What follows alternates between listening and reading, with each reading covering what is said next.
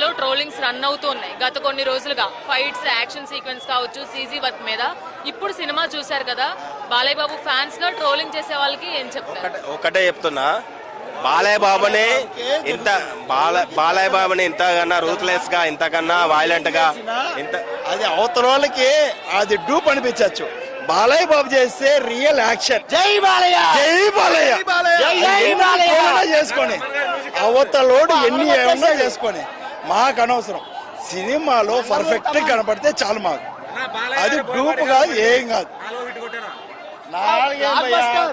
3 కూడా వస్తుంది compulsory. Hit కొడతాం లాస్ట్ లో శంబాల అని చూపించారు కదా, అది పార్ట్ 3 కి అనుకుంటారా? ఎలా అనిపించింది అది చూసి? మేము పక్కాగా చెప్తున్నాం కదా, మా ఓన్ నిలపడం. ఇది అఖండ 3 కంపల్సరీ వస్తుంది. అఖండ 3 కంపల్సరీ వస్తుంది, అంతే. పక్కా అయ్యా, దాంట్లో ఉంది. ఎవడైనా సరే సినిమా చూసి అట్లీస్ట్ యావరేజ్ అంటే చాలు.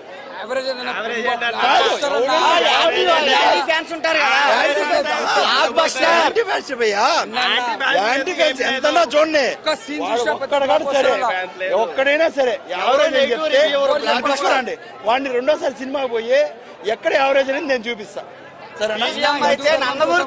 తమ్మను కొట్టినాడు, మ్యూజిక్ మ్యాన్సన్ హౌస్ కొట్టినాడు, పక్క మ్యాన్సన్ హౌస్ కొట్టినాడు.